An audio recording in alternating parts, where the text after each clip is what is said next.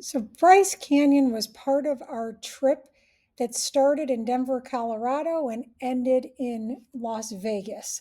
We started on the Rocky Mountaineer in Denver, went to Glenwood Springs, on to Moab, and then from Moab, we picked up a rental car and drove to Bryce Canyon. Now, I had always heard that it was one of the most scenic drives in the country, and I can now say I absolutely agree. The landscape along the way was just breathtaking.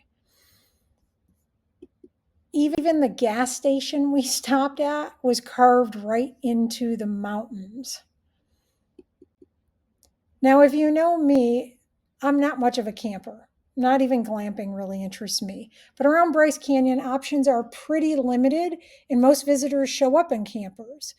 So I found this place that was new, Sky Domes, and it piqued my interest. There's another one in the Grand Canyon area. And when you pull up, you have to think about this. There's over 60 domes spread across the desert. It's kind of like a sci fi movie. The inside was really quite comfortable. Uh, they have them spaced out. The glass part's not really facing anybody else.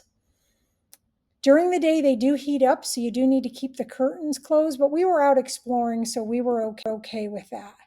They have a beautiful bathroom, really nice shower, double sinks, but it's the view. And it is truly magical at night. It's like a aquarium full of stars. The sky is crystal clear. I couldn't stop staring out at the blanket of stars overhead.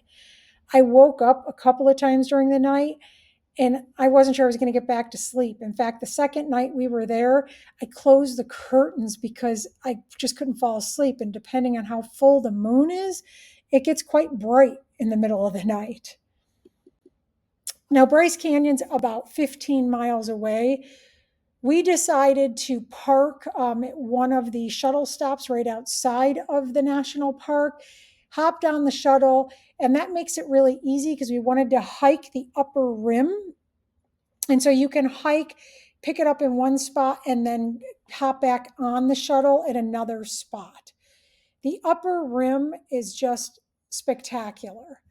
As you walk around, I mean, I just kept saying, wow, wow, wow. The sights are just breathtaking. The path is pretty level. There's a little bit of up and down, but nothing major. It's cleared out. There's only one section that it kind of dropped on both sides. So if you have fear of heights, it's just one little part that might make you a little bit nervous, but it's really quite an easy walk. So we walked about 3 miles until we hit Sunset Point. And then from there, we ate the lunch we packed and we decided to descend on Navajo Loop. Now, Navajo Loop, it says, is about 1.3 miles. It ended up being about 1.7 for us. We took a look on Wall Street and we decided to go via Queen's Garden. It's a loop, so you can go either way. That way going Queen's Garden is not as steep going down, but you gotta listen, you gotta go down, you have to come back up.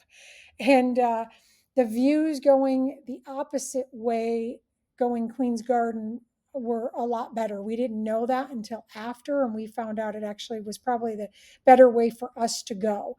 Now, keep in mind, it is about a 600-foot difference in elevation. So you may feel it, but the views are so spectacular.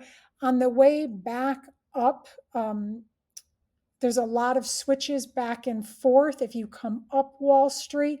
We just took our time and kept stopping and just, took a breather. We were not in a hurry and found our way back up. At one point, I thought, oh my gosh, I'm going to stop looking up because it seemed like we had a long way to go. So just kind of taking it a little bit at a time, making our way back up that 600-foot elevation.